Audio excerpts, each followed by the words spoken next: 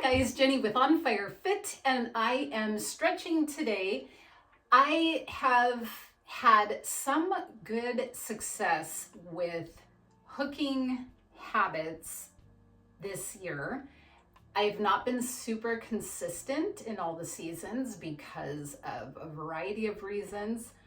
However, one of the things that seems to have stuck with me recently is reading and stretching. Now, sometimes I read the Bible and sometimes I read a book that I don't want to say that it's not fun to read, but it tends to be a book that requires quite a bit of focus. And usually before I go to sleep at night is when I like to read a few pages of a book, but I'm really not in the mood to be super intellectual and have to think really hard. So I've had a hard time figuring out certain books that I really want to read that maybe are not the easiest to get through, but I really am enjoying the content, if that makes sense. So one of the things that I did when I studied for my boards is I would take my gigantic book and look at how many pages. This one has 722. You might ask how I know without looking, because I have broken this book down into little pieces so that I could get through it. And so I am very aware that there's 722 pages. This particular book is called Evidence That Demands a Verdict, and it is called Life-Changing Truth for a Skeptical World, and it's by Josh McDowell and Sean McDowell, and it's a tried and true, basically apologetics book, but it is very heady, very intellectual, but it's really good content and everything. And I've wanted to read it. My daughter actually got it from my Poppy Craig for her graduation, but I snagged it. So what I've done with my journal is when I have my day of the week that I am planning what I'm going to do, I write down the pages for that week. I write down the pages that I try to read each day, and it's only 4 pages a day. If I sit down with no goal, I don't stick with it. If I just think I have a 722 page book to read, and it's not really like a novel or something that just gets you completely drawn in. If I don't break it down into little bite-sized pieces, I won't do it. And the same thing went for my boards, where I had big, huge, chunky books that I had to get through. So I would take it, I'd say, okay, I have X amount of days, and then I would divide it and give myself the amount of pages per day that I want to read. With this book, I should go back and see when I first started to read this one. If, let's say, that should be interesting to look back. I remember when I started it, I decided that I was going to be done by Christmas. And so I'm trying to see where I started. It might have been in July. No, it was in June. Yeah, very good. There it is, June. I started June the 12th. Okay, and so I have gone through basically 4 pages a day. Some days I didn't do it at all. Some weeks I didn't do it, and then I would sit down and read for a few hours. But 722 pages, and I am on page 710. So I don't have too much to go. But what I found was really helpful for me is it takes me about 10 to 15 minutes to read 4 pages of this, some 4 to 5 pages, because I take my time and try to absorb it. So I stretch. So I figured I've been really trying to stretch this year, and I really want to try to read this book. So I set my alarm on my phone, and I leave my phone farther away from me so that I am not tempted to check it a million times, because that's what ends up happening when I start trying to stretch. I think I have to change the laundry, and I should text that person. I forgot to search for that. and it just becomes this whole thing. So I try to leave it elsewhere and just set the timer at least within earshot, and then I read. So we are going to stretch, and I am going to read. I'm not going to read it to you, but I am going to read, but I'm going to show you my stretching. So if you have a book that you really want to read and you just are not getting to it, maybe couple it with something else, whether you sit on a stationary bike and do it. You know, there's different ways. I used to do a lot of my memorizing on the stair stepper at the gym because I was sort of locked in and I didn't have a choice. So I memorized all my anatomy things during that time. Anyway, I just think putting habits together and interlocking them seems to be a good way to sort of knock off two things at once, and it makes me feel productive. So hopefully that makes sense to you or matters to you. Okay, I know that was a very long intro, sorry. Let's get going. I'm debating about how much to talk through this video because I always feel like it disrupts the flow or whatever, but I will explain at least what I'm doing. So I tend to have hips that are kind of tight, so I like this position for trying to open up my hips. I will warn you that you can get stuck in this position. I do it with my class and we have a hard time getting out of that sometimes, and here I am just sort of stretching my back, kind of like dipping my shoulders forward.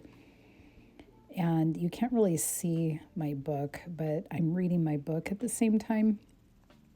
So it's not really stretching in the spirit, it's stretching and reading, but it definitely kind of kills two birds with one stone for me, which usually helps me to build the habit. So hopefully you'll give it a try too.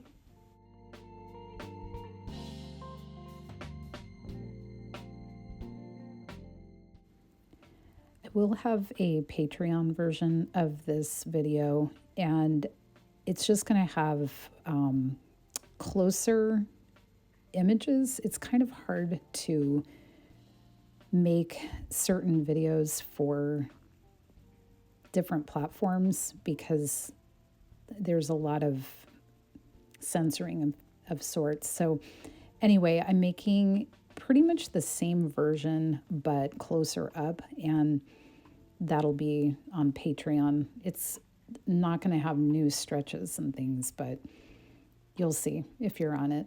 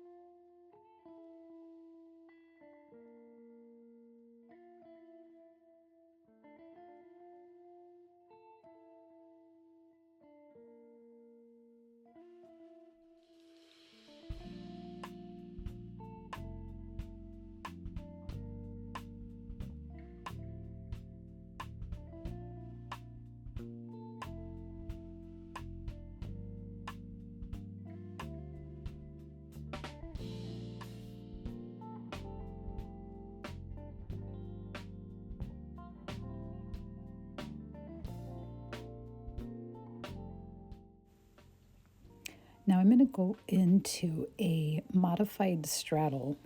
And straddle is when your legs are straight and kind of in this position, but straight. And if you are not very flexible to do a traditional straddle, I find this one definitely helps and kind of eases you into it. And I put my elbows on the inside of my knees to kind of try to open up my hips more. And then I just sit there, and hold it long enough. And usually if I'm reading, I'm not as impatient.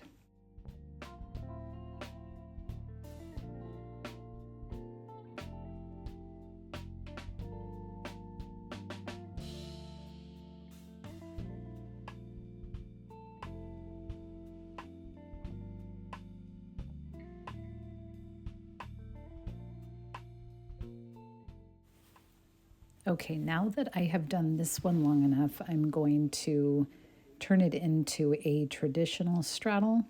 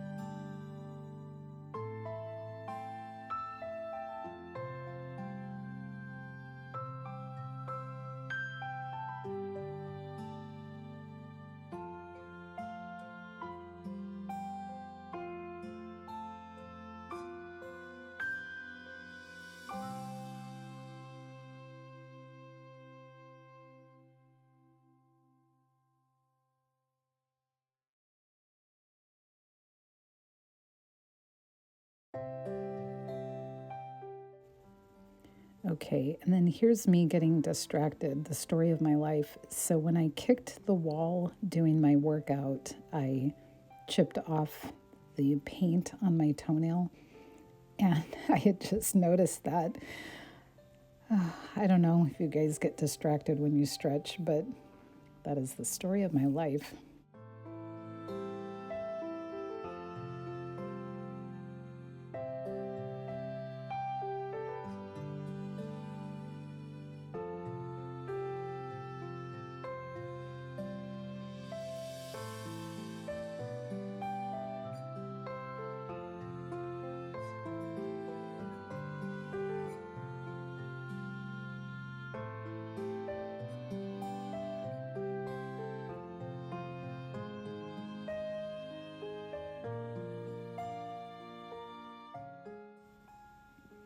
So I also do like flexing and pointing while I'm in that position. And usually I can feel that through my hamstrings. I think you're supposed to do this with more of a flat back, but I always end up rounding over. I mean, I do feel the stretch, but I think you're supposed to do it more flat backed. So I don't know if I'm the best person for you to follow for form, but I do get more flexible despite myself.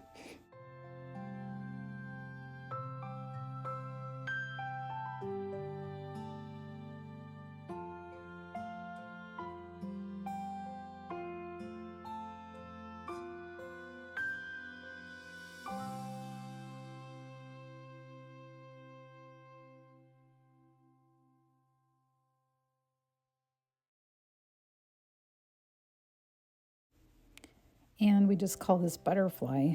And so I use my elbows to push my knees down, and that is another hip opener. So I think you probably detect a theme with me and my hip stretches.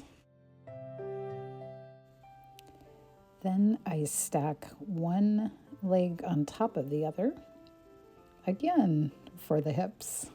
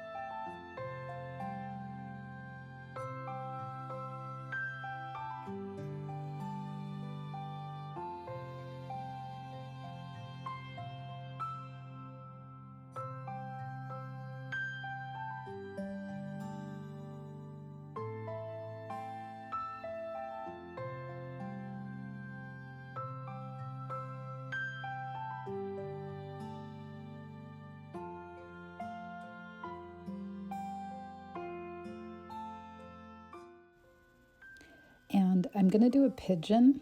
And this one is, I think your front leg is supposed to be a little bit more parallel, but I can't get that much opening, so I just do what I can. Thankfully, my yogi friends are very forgiving with form and flexibility and stuff, and then I usually like to try to take the back leg and pull it forward, and then that gives you more of a quadricep stretch.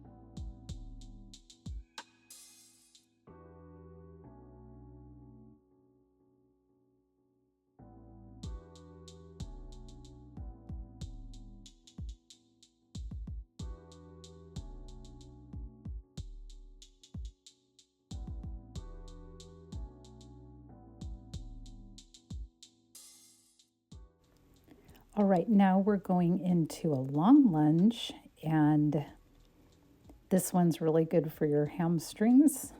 And I tore my hamstring at one point, so I do take it easy, but you want to make sure your front foot is well ahead of your knee. You don't want it behind your knee because then you'll stress out your knee joint, and you don't want that.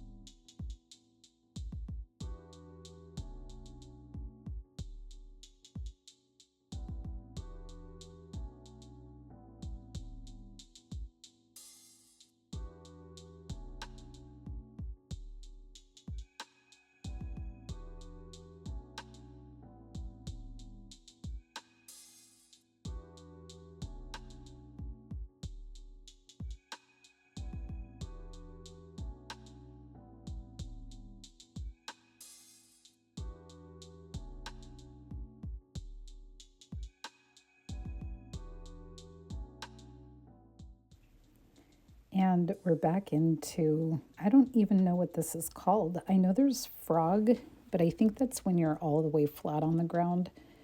So I don't know what you want to call this thing, but I'm back to that again, just like in the beginning.